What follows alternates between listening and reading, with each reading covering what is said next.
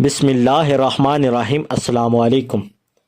M T V کے سامعین و ناظرین، حضرت شیخ سعدی رحمۃ اللہ علیہ بیان کرتے ہیں کہ ایک مرتبہ میں بلخ سے بامیان کی جانب جا رہا تھا اور راستہ انتہائی خطرناک تھا۔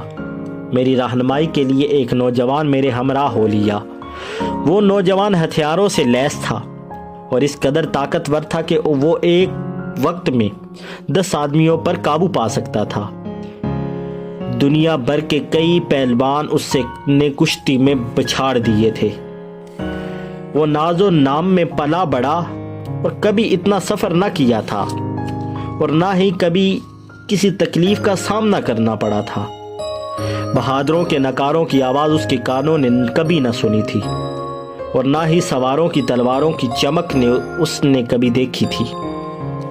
نہ ہی کبھی کسی دشمن یا قیدی سے اس کا سامنا ہوا اور نہ ہی وہ خود قیدی بنا۔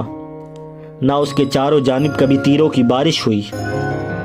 ہم راستے میں آگے پیچھے دوڑے جا رہے تھے۔ میں نے دیکھا کہ راستے میں جو بھی بوسیدہ دیوار آتی وہ اس کو گرا دیتا اور بڑے سے بڑے درخت کو جڑ سے اکھاڑ پھینکتا۔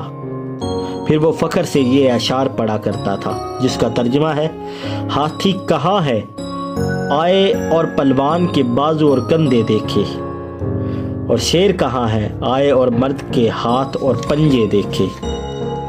اس دوران 2 ڈاکو ایک پتھر کے پیچھے سے نکلے اور ہم سے لڑائی کا ارادہ کیا۔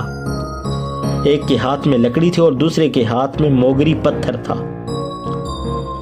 میں نے اس پلوان سے کہا کہ دیکھتے کیا ہو، دشمن سر پر کھڑا ہے اور لڑنا چاہتا ہے۔ تمہارے پاس جو طاقت ہے اور بہادری ہے انہیں دکھاؤ۔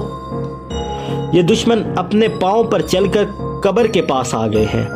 میں نے دیکھا کہ اس پلوان کے چھکے چھوٹ گئے، تیر کمان ہاتھ سے گر گیا، جسم کانپنا شروع ہو گیا۔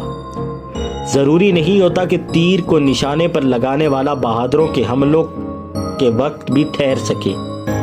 میں جان گیا کہ اس کے سوا کوئی چارہ نہیں کہ سامان، ہتھیار اور کپڑے سب چھوڑ کر اپنی جان بچائی جائے۔ اس حکایت میں حضرت شیخ سعدی رحمۃ اللہ علیہ بیان کرتے ہیں کہ جس کا کام ہو وہی کرے، تجربہ کار آگے بڑھے، کیونکہ نا تجربہ کار کی کوئی وقت نہیں ہوتی، اور بہادری کا تعلق جسامت سے یا طاقت سے نہیں ہوتا۔ بہادری کا تعلق سراسر عقل مندی اور دانائی سے ہوتا ہے۔ چاہے جسم کتنا ہی موٹا اور بڑا کیوں نہ ہو، طاقتور کیوں نہ ہو، جب تک دماغ کا استعمال نہیں ہوگا کچھ حاصل نہ ہوگا۔